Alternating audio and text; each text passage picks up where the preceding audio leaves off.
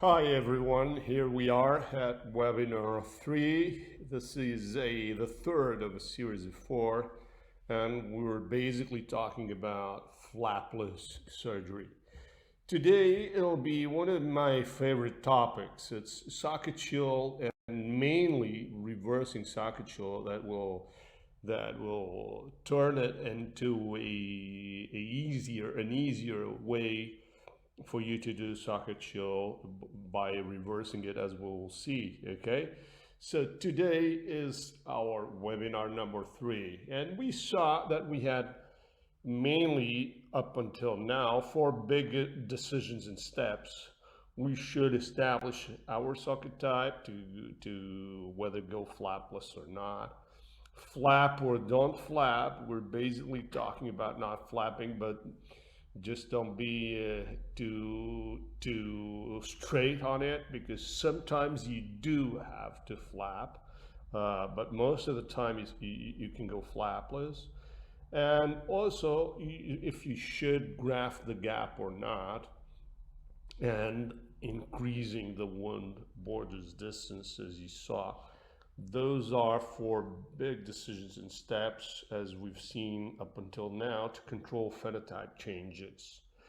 So when we extract a tooth, also we've seen that whenever possible, we should do immediate implant placement.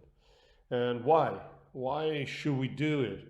Well, because we know why already. Because it's immediate implant placement is a priceless opportunity to condition healing of both soft tissues and bone. Not just bone, not soft tissues, but you can do both if you place your implant immediately, okay? Let us go through this case. Those 2 bicuspids, they were 2 bicuspids, a bridge, an old bridge, and they were splitted. And we were extracting the teeth as traumatically as we can, as you're watching here in the video. So you should go traumatically so that you don't destroy anything. And now these are BDI implants, so we're going with their initial drill, which is a very aggressive drill that allows you to establish the direction. Now you saw low rotation preparation, okay, just to collect some bone. And we're placing immediate implants, and just look at that transport of these implants, how deep it is. Well, implants are placed really deep. Okay, we're going to extend our implants through the implant extenders. In this case, these are 2 multi-unit abutments. They call it multi at PTI. And so now you can do the impression. This is a conventional impression. We now go digitally, but in this case, it was an analogic impression. And now all the digital workflow, CAD, CAM, design, and fabrication, okay? And the same day, you put nothing but PRGF. In this case, you just didn't graft at all. The only graft that you've put in was PRGF and the red, okay? No granules, nothing. It's a surgical biosealing with fibrin membranes from PRGF and the red, okay? Because the thing is, you don't need to put anything into there. So on the same day you got your provisionals, you kind of make it a light occlusion, and you got your provisionals, 2 splinted crowns, and this in this 2 implants. This is the implant extender concept. If you can see, if you want to go through this case in a very thorough way, step by step, well, you can always go to this book, which is a digital book on this treatment and this topic, okay? So the implant extender concept, basically what you do is that you can see 5 years later, you can see the initial situation and now the final situation 5 years later. And look at the second bicuspid. which is awesome because I didn't do any kind of soft tissue grafting. And look how tissues have improved. Our overall tissues have improved. And just because you did it with the implant extender concept, okay? And basically, what is this, the implant extender concept? Basically, it's one abutment, one time from a reaction. It's been there since 1997. I mean, it's more than 25 years ago. So it's been there for 25 years. And the thing is that you get advantage from the connective tissue attachment to implants that Myron Evans has proven to exist in certain conditions, and he has proven it with human histologic evidence of a connective tissue attachment to a dental implant. It was the first time ever, and it's a human study, not dogs, not animal model. This is human model, okay? So Nevins has proven to happen in 2008, depending on the nano roughness of your implant. Also, he is also proven to achieve connective tissue attachment also to abutments, not just the implants, but also to the abutments. And this was proven in 2010. And then again, and this is not human study, it's a canine study, okay, the second one. But then again, this makes you think, and that's what I want you to think about. Your abutment is not part of the restoration as we see it almost every time. Your abutment is part of the implant. That's why that's what I want. I want you to think of it as part of your implant, because doing that, and if you can place a surgical abutment, if you place your abutment during surgery in a certain way, that you can start to develop connective tissue attachment to titanium, the implant and the abutment. Even I would say, even though there's no histological proof, but there's a lot of radiographic proof, not histological, because as you can understand, it's a very difficult thing to do histological on humans. But I will show you a lot of radiographic proof, and you can even not only connect the tissue attachment to the titanium of the abutment, as Myron Evans has shown us, but also you can have even some osseointegration to the abutment. This is awesome. And this is exactly why that in a very simple way, on a flapless way, you didn't do any flap, you didn't do any complicated surgery. The most complicated of this surgery was for you to extract those teeth on a very, very traumatic way. So in a very, very easy way, you could reach this beautiful end result, okay? And clinically, what you see is the translation of a very, very good histological, a very, very good, I was about to say histological, but not histological, a very, very good radiographic condition.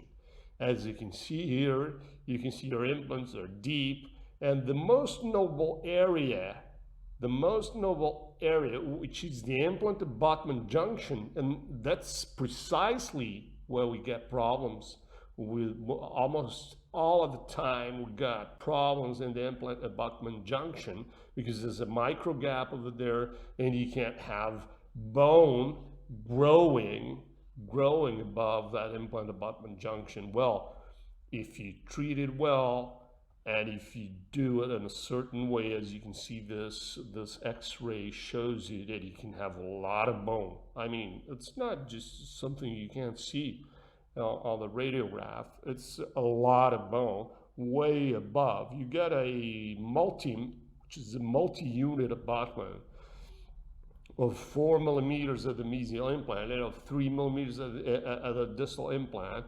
And the thing is, you get a lot of bone vertically well above that implant abutment junction, covering and in contact with almost every single surface of your implant extender.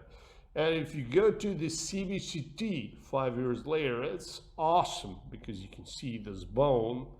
There is bone above the level of the implant abutment junction. That's why you have such a beautiful clinical condition, because tissues just correspond, underlying tissues correspond to this beautiful condition. And you can see here, 6 years after having been placed, and we've placed even a veneer on that mesial tooth, and you can see that on the veneer we got some pigmentation, we got even some recession, but I would like to call your attention upon those tissues around the implant.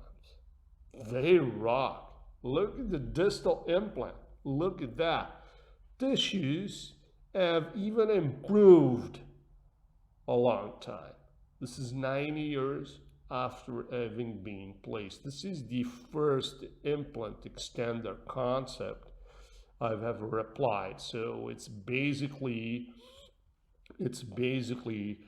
translating the one abutment, one time concept, but just a little bit more, and also gathering the bioblock concept from Eduardo Anitua. This is really something that I aim for. So to achieve this kind of tissues around implants 9 years later. And remember the provisional restoration. This was the provisional restoration at time of implant placement. So what you can do is that you can influence, just don't forget about that. You can influence the wound reaction on 3 levels. And this will be bone. Bone will react to whatever you put in there, into the alveolus. Connective tissue also will react. And also epithelium will have a reaction depending on what you do. So this, again, you can see the digital book, and on this treatment and topic, this treatment will be displayed there with every step of the way for you to reach this end result.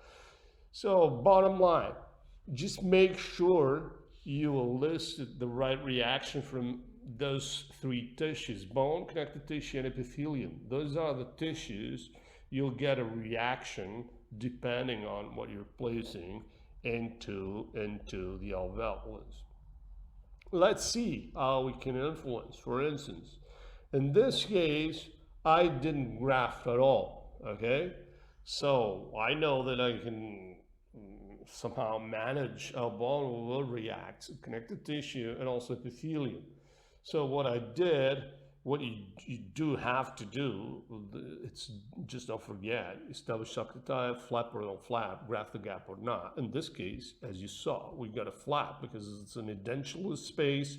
So I got a flap because I want to increase the wound borders distance. So my oral rehabilitation will be depending on that as well. So I'm not grafting, I can tell you that from now. So, and also I will be using the implant extender concept, and I will be using provisionals to get my profile from the beginning. And also, as I'm using provisionals, I don't only get the profile that I want to the teeth, but also I am increasing the wound borders distance once I place the provisionals. That's one of the advantages of having provisionals. So we can influence wound reaction on 3 levels. There's 3 levels, just don't forget about that. So I've placed 2 implants, and now as you can see, I went parallel. I had quite a nice parallel incision. After placing the implants, I'm going to extend them with multi-unit abutments. These are Megagen implants with 2 multi-unit abutments. I'm just extending my implants. I go through all the digital workflow, so I design, and in the same day after having designed the provisionals, I have the laboratory to fabricate them, and I place them the same day. Okay, and this is what you get. So when you're ready to go for the finals to do the final restorations, this is maybe 4 or 5 months after the first surgery, after implant surgery. What you get is this beautiful soft tissue contour. This is beautiful because you didn't graft. Remember, this was just increasing the wound's borders distance and also extending your implants. And this is how I managed to finish my case. So with this beautiful final crowns in zirconia, and you can see that what a huge increment to the buckle by just increasing the wound's borders, and also providing support for soft tissues from the beginning. With what? With my provisionals. So I extended the implant. Just notice that the left picture, when you're looking at the left picture, you're not looking at the implant's connection. Okay, don't be wronged because you're not looking at the implant's connection. That's the abutment. That's the surgical abutment that I've placed during surgery. And that's a huge difference because you can see all those soft tissues all around, and look at that. Look how stable they are, and just bear in mind that the implant abutment junction is like 2 or 3 millimeters deep, buried into those nice soft tissues, because you've extended your implant. Your implant is extended. It's not the implant you're looking at. You're looking at the abutment which was placed surgically. So it's I call it, a lot of times I call it the surgical abutment. That's quite that's impressive. And why? Because I'm not getting not just connective tissue attachment to the implants, as modern evidence has shown us, but also connective tissue attachment to abutments, because I've extended my implant. I don't look at the abutment as being part of my restoration as I used to. I now look at the abutment as being part of my implant. That is so very, very important, because you can develop connective tissue attachment to titanium, and even you can develop some vertical bone growth, which is something that we would want, I would say, always, every time. So this is really about details. What I'm talking about is building the biologic width around dental implants at the micro level. It's not just the macro, okay? It's not just what you see. Thing is that, as we've seen from Nevins in 2008, and those are human studies, you can get connective tissue attachment to implants, titanium, as long as you control the nano roughness, okay, of your implant in that region, of the connection. Also, as is shown us in 2010, you can have connective tissue attachment to the abutments titaniums, depending on its nano roughness. And I would say even more, you can have bone against your abutment if you place it surgically, as I've shown you radiographically. Okay, pay attention. I have no histological proof of that, but I've shown you that radiographically it seems to be bone. And clinically, and I mean, I'm bringing here cases with the long post-ops, with long follow-ups. I'm not bringing cases with 1 year follow-up. I'm bringing cases with more than 5 years follow-up. That's what you'll see. Even I'm bringing cases with external connection eggs, which is probably the worst connection on earth in what respects to dental implants. But despite that, if you look at this, if you develop this, if you elicit the right reaction from these tissues, well, you could do really, really great. Okay, so we could we could elicit this kind of reactions, okay, from bone, as we've seen, and also from connective tissue, because they will react to whatever you put in there, into the alveolus. What about epithelium? That's the one that's missing. We haven't talked, we haven't really talked much about epithelium yet, right? But what about epithelium? Because we've been seeing bone and connective tissue, but what about epithelium? How about epithelium? Can we do something to change its reaction? Well, epithelium, which is also a very, very important parameter of your prosthodontic implant, prosthodontic rehabilitation of your patient, well, we can do something for epithelium as well. Let me show you this case because it's really, really nice. Okay, this was a case of 4 implants. They are more than 20 years old, and on those implants there was an overdenture. Okay, so this overdenture that you're seeing is this picture that you're seeing here. It was 13 years ago, and you're seeing it 12 years in function. After 12 years being in function, that means this is a 25 years old case. Okay, so you're looking at an overdenture on attachments, on Dalbo attachments, and that's been there for 12 years. And this was 13 years ago.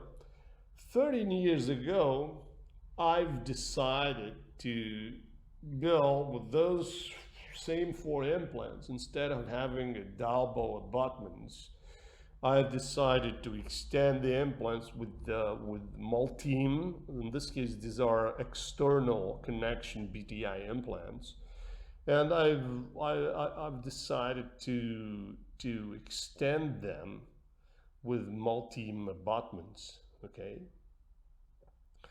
and do a fixed bridge.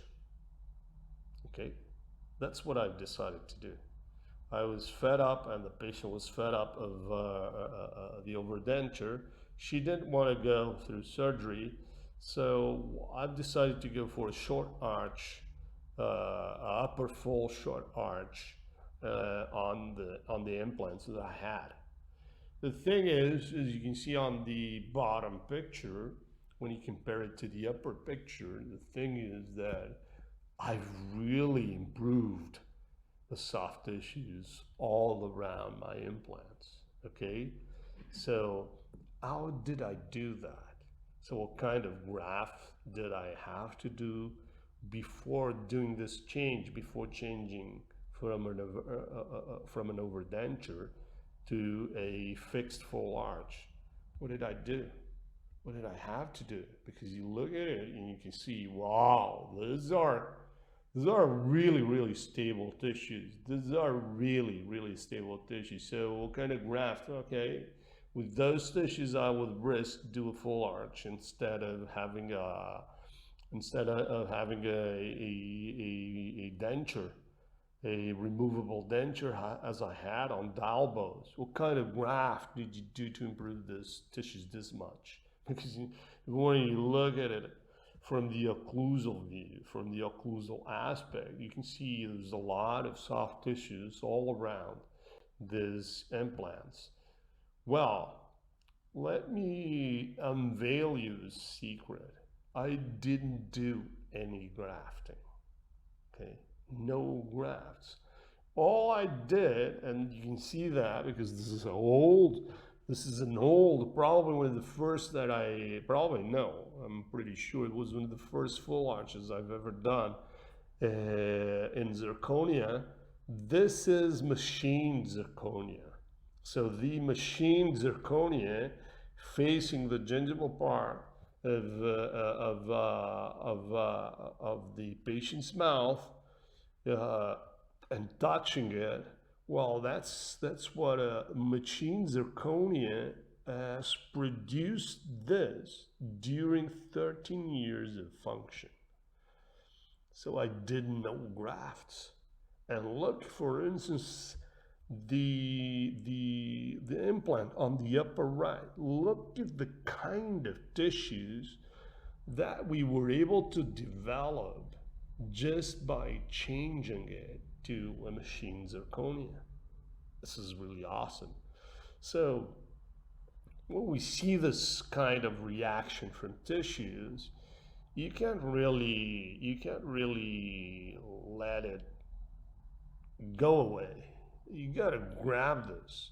This is the kind of knowledge that you gotta grab. And the thing is that Thomas Linkovicius has shown us that if you maximize exposure of zirconia to soft hair implant tissues, well, you get a lot. You get a lot of improvement. You get a lot of improvement. And this is really important for you to notice that, okay?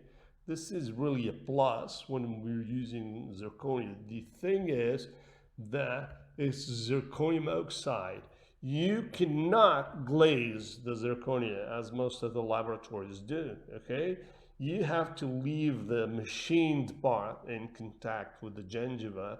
It should be machined, not glazed. If you glaze it, you will lose all this biological potential of your zirconia to improve in an unbelievable way your soft tissues. And this is why, because there's lower adhesion of bacteria, so less plaque accumulation. Also, it elicits a better proliferation of fibroblasts. So that's what happens to the epithelium.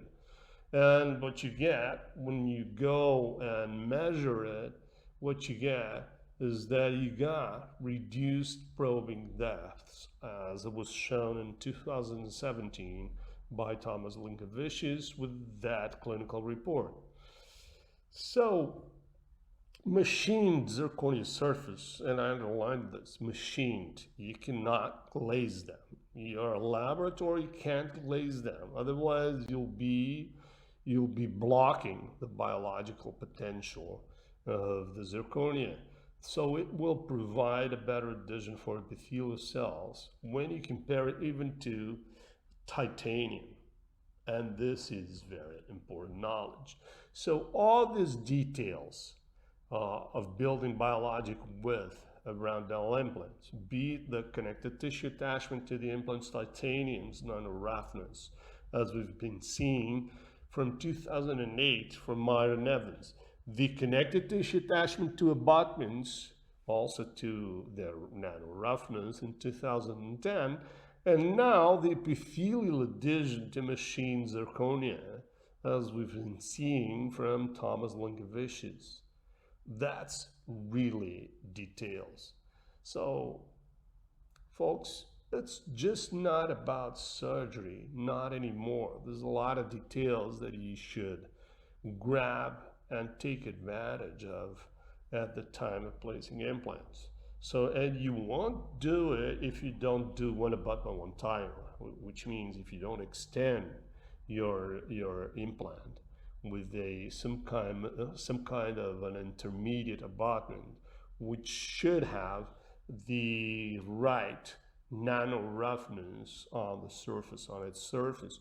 And also, if you don't take advantage of the fact that doing zirconia and machine zirconia and having it against the epithelium, against the gingiva, will improve a lot your end result. That's something we cannot forget. So make sure you will elicit the right reaction from all these tissues and you treat your biologic width in detail. That's what's going to happen. So you can treat bone, connective tissue, and epithelium depending on what you do.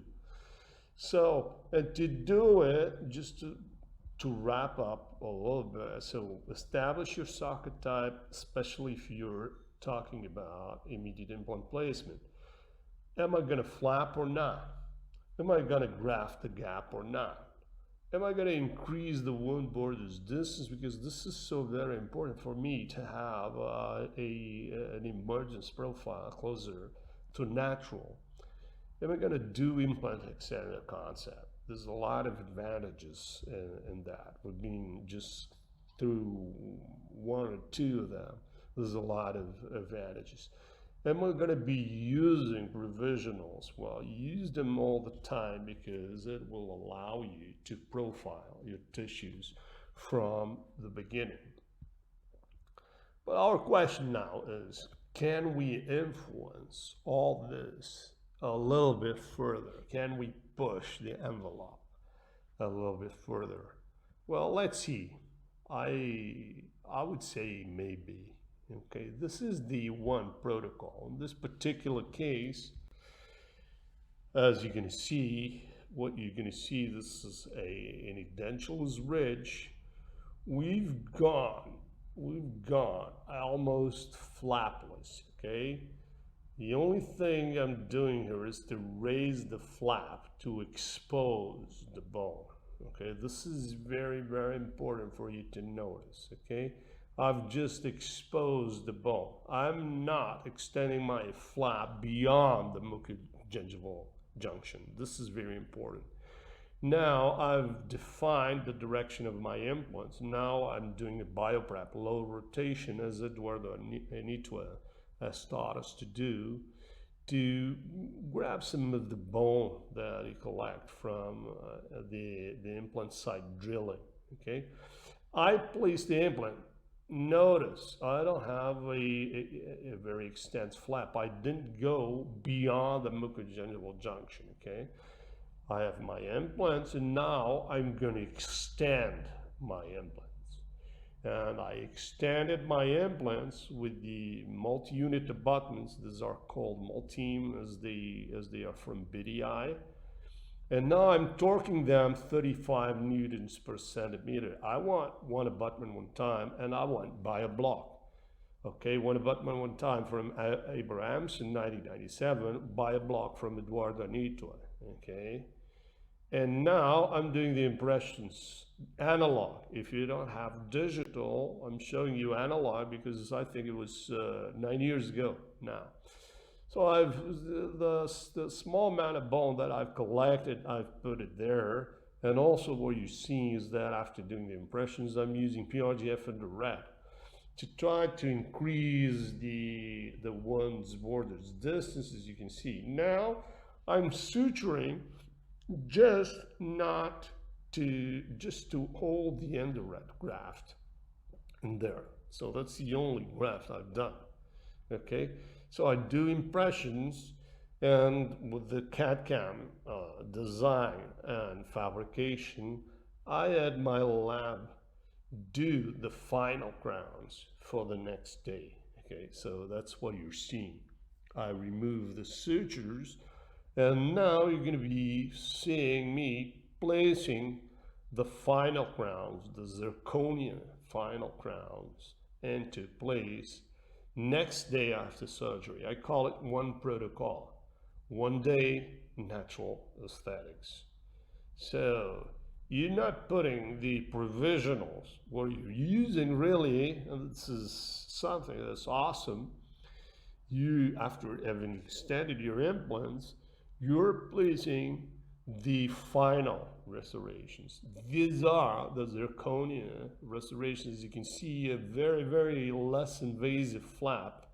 It was almost flapless in the sense that the only thing I did was expose the bone to place the implants, and that's what you get on healing. This is 2 years after healing.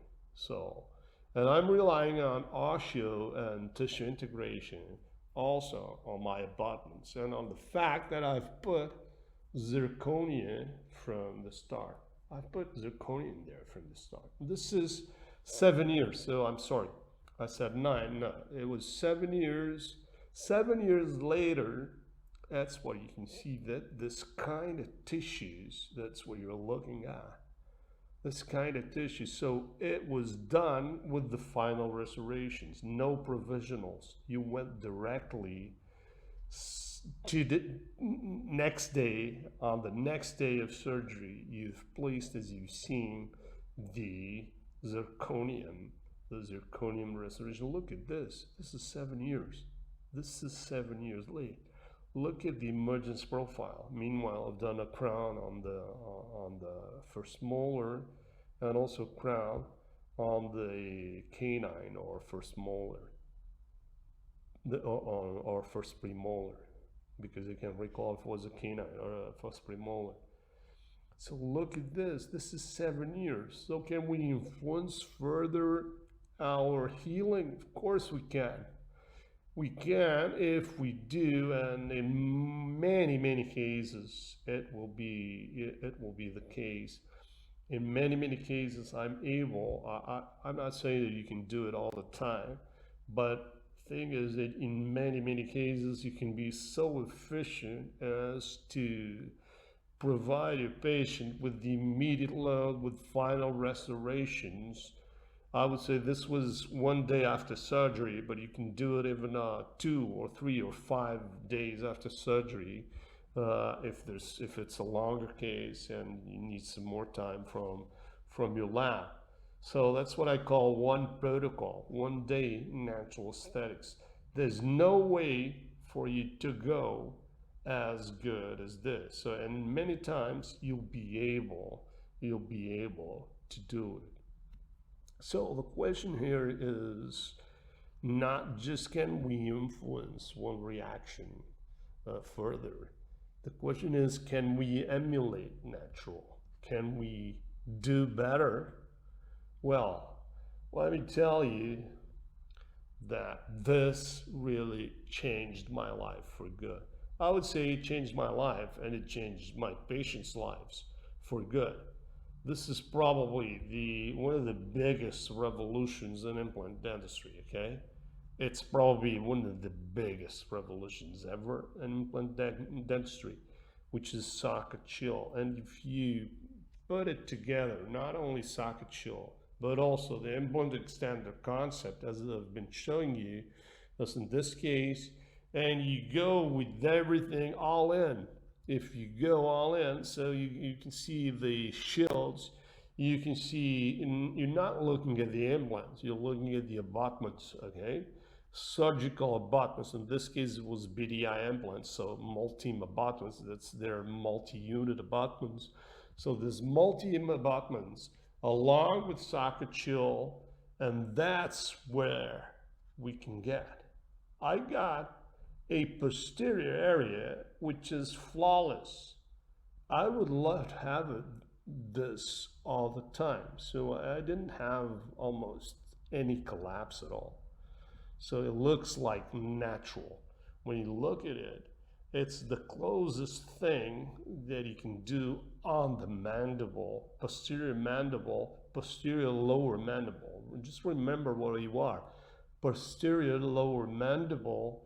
And just because you were able to put together a lot of things, and this word socket shield, okay, so you left parts of the root in there, you've put your implants, you extended your implants, so your implants would put way deeper in the bone, and you extended them with the abutment that I want you to look at it as if it was part of the implant, not part of the restoration. And then again, you ended up with the final restoration. You've put a zirconium oxide against the epithelium. So that's what you can get.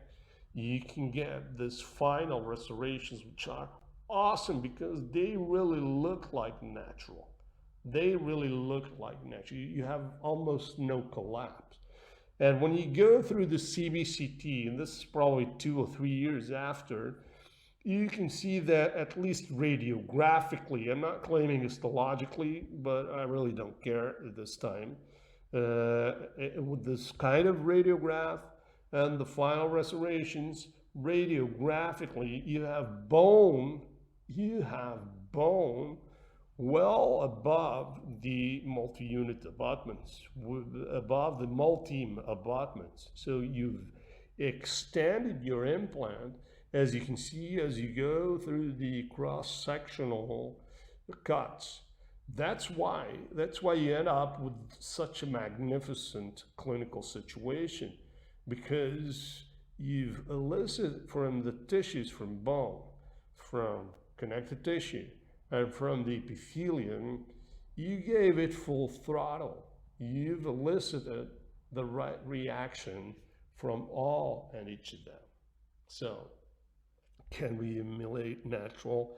Well, if we're doing all these things, and the partial extraction therapy, the socket chill that was brought us to from Ursula and also Maurice and Henry Salama, we should not forget that they were the first doing root submergence.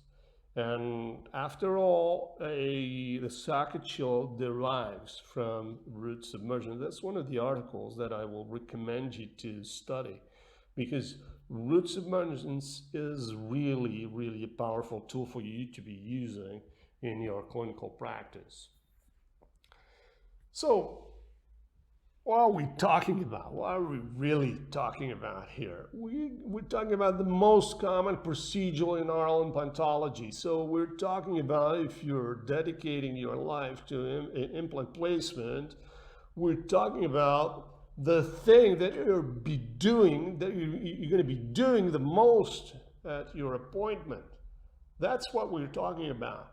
Immediate implant placement. That's what you'll be doing.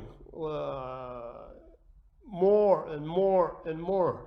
You're going to be extracting teeth and placing immediately implants, because that's what your patients are asking you to do. So you should do it the best way you can, and the flawless way.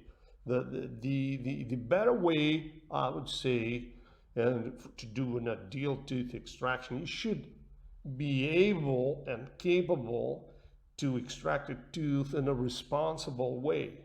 And today, I would dare to say that the most responsible way for you to extract a tooth is leave a fragment of a root behind.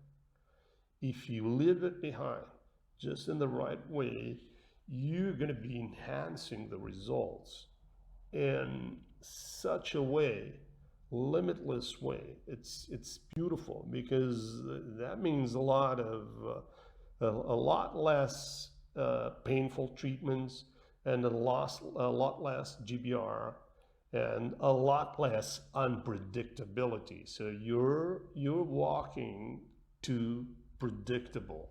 You're walking to predictable results. That's what you're doing.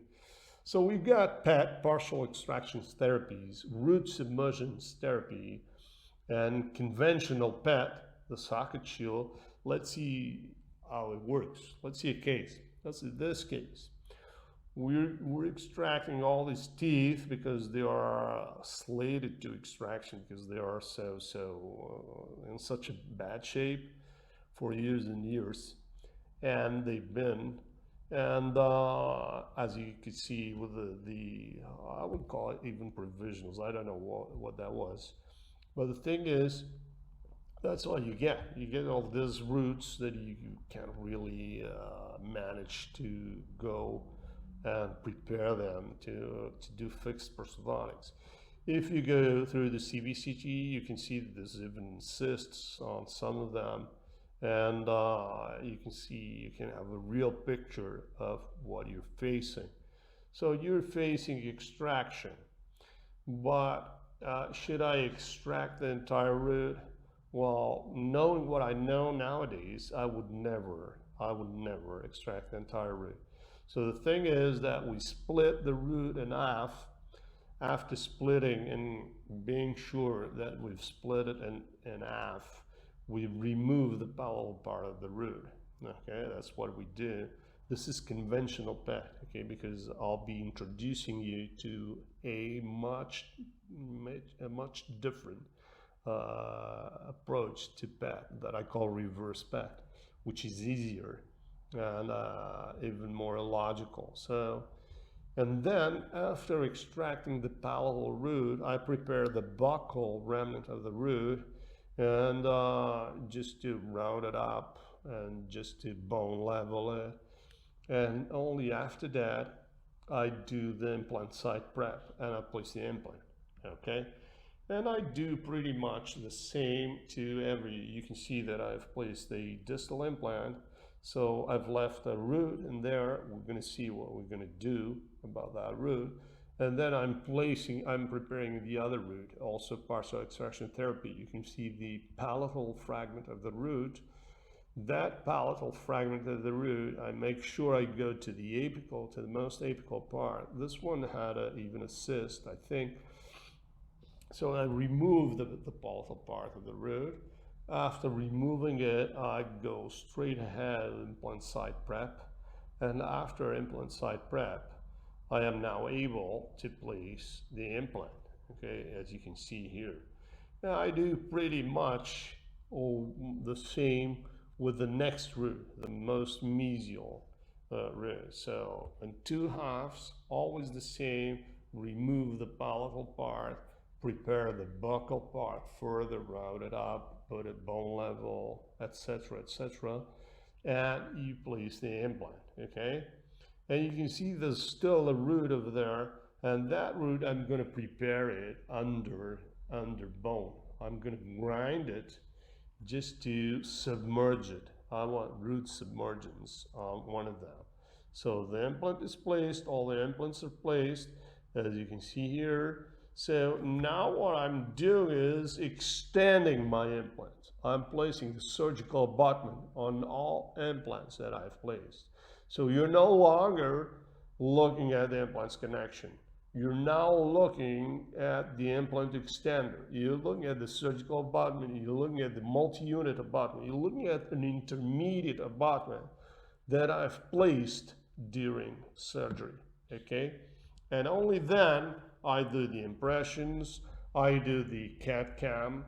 So, and after having the design, same day, my lab fabricates provisional restorations. In this case, they were all splinted. And as you can see, this is 4 months after healing. Look at this beautiful healing on all those implants.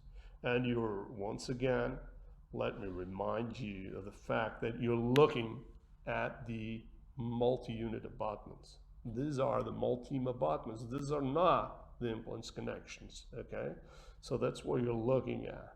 And before we go into final restorations. So this is 4 months after surgery. And then we did go to the final restorations. And you can see the ceramic restorations over here. And you can see how soft tissues have healed well a long time. This is unbelievable. And you can see also from the CBCT, you can see that you have bone above the implant abutment junction. This is 7 years. This is 7 years after implant placement, and this is how soft tissues and all tissues behave around those implants.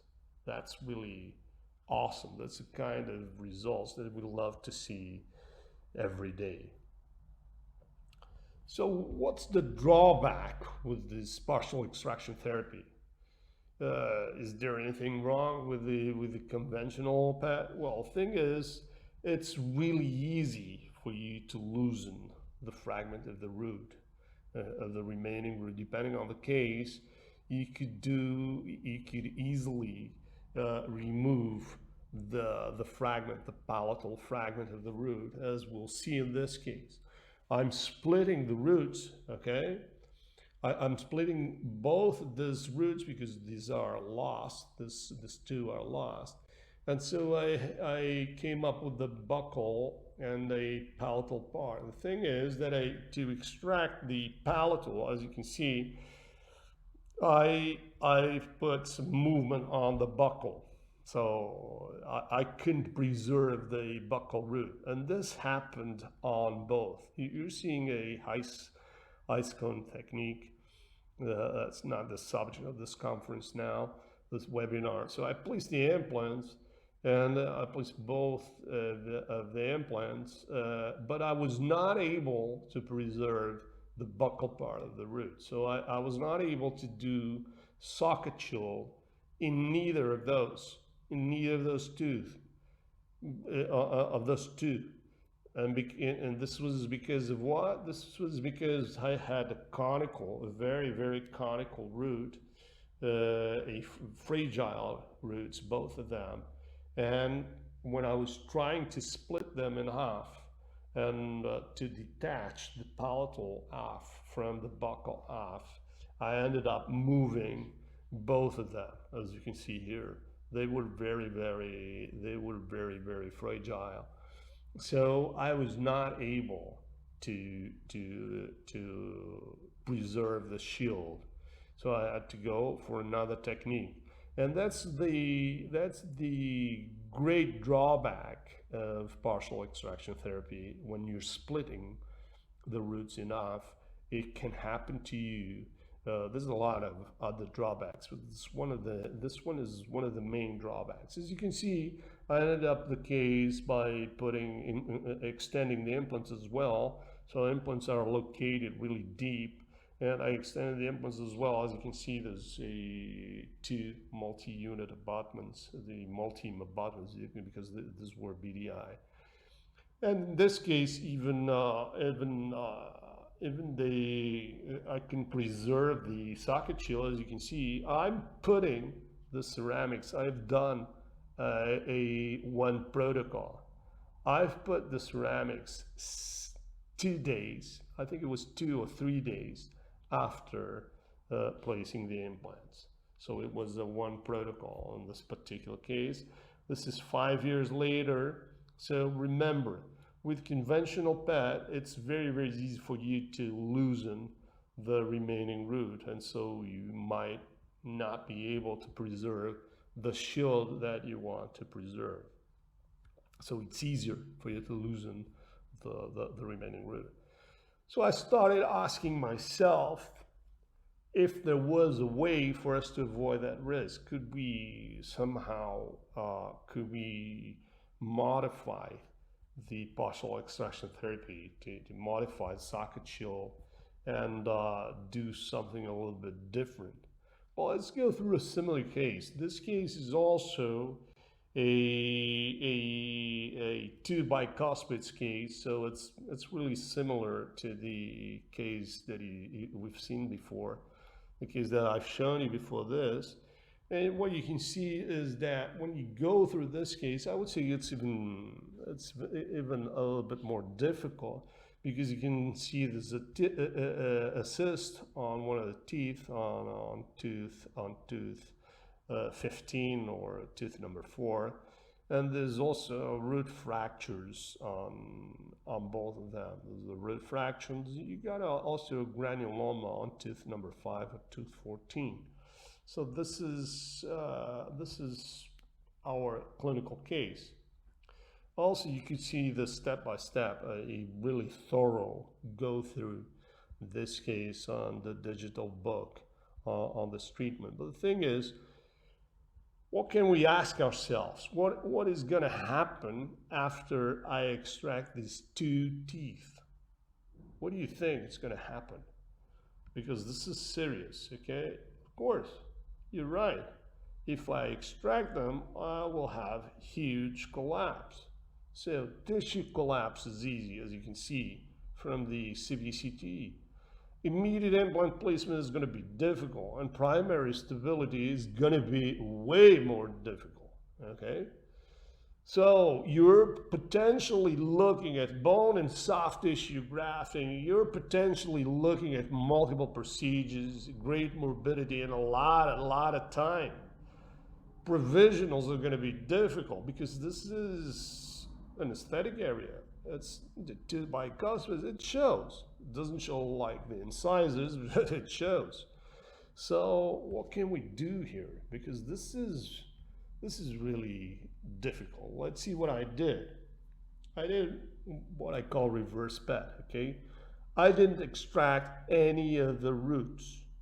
So what you're seeing is that I'm preparing my implant site. That's what I'm preparing. Now, this is the Megagen kit, the root membrane Megagen kit. Always with intermediate irrigation, but what I'm doing is I started to establish the direction of my implants. And now I'm drilling through the roots. It's a DTR procedure. It was there before.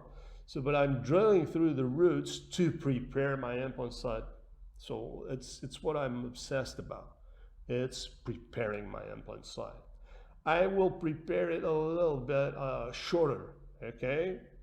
And only after I prepared it am I gonna take care of the buccal part of the remnant of the root. So I didn't extract anything, okay? Pay attention to this.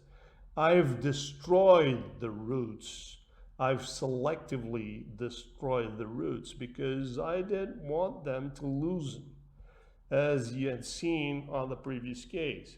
So now this is a digital flow. I'm scanning the alveolus. After scanning the alveolus, I'm placing the implants, okay? As you can see here, I've placed the implants. Now I'm placing the multi-unit abutments. So I'm extending my implants. These are the multi-unit abutments.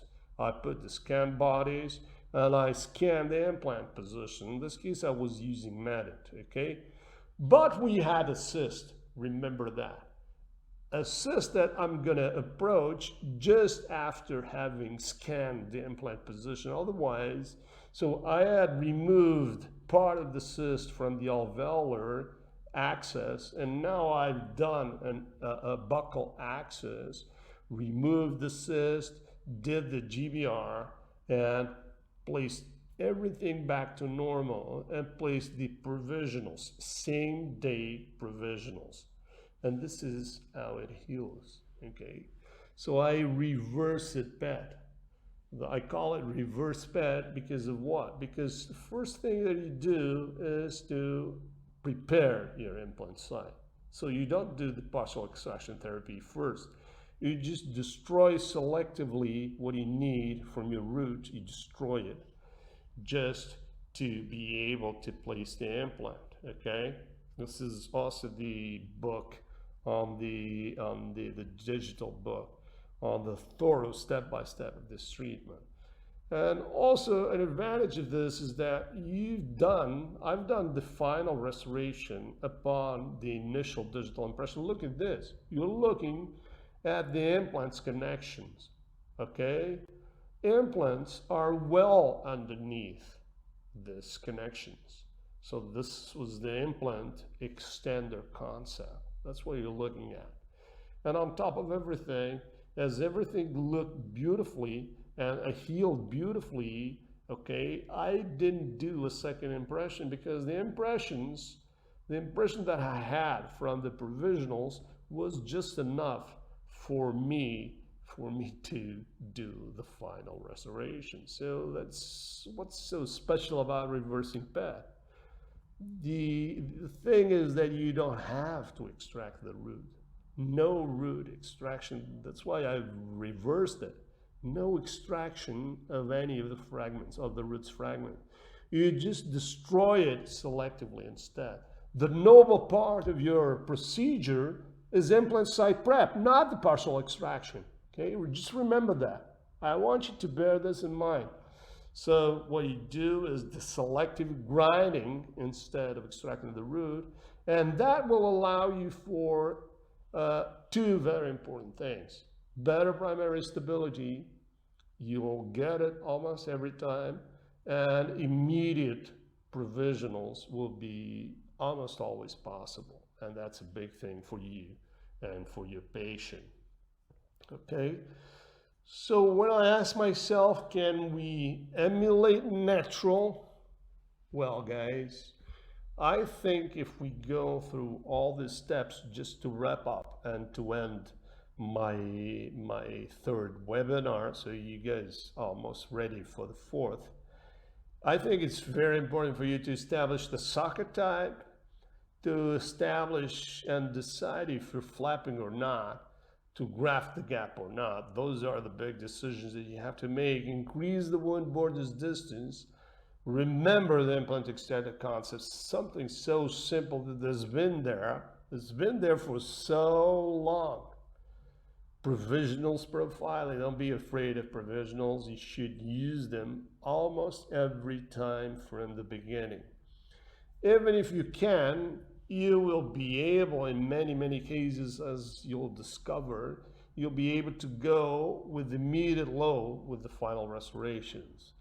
Also, socket shield. That's something it's mandatory that you incorporate into your practice on Monday. Okay, that's very important. That's game changing for all implant dentistry. And if you can do socket shield by reversing PET, so to destroy selectively your root instead of extracting it, well, you're done.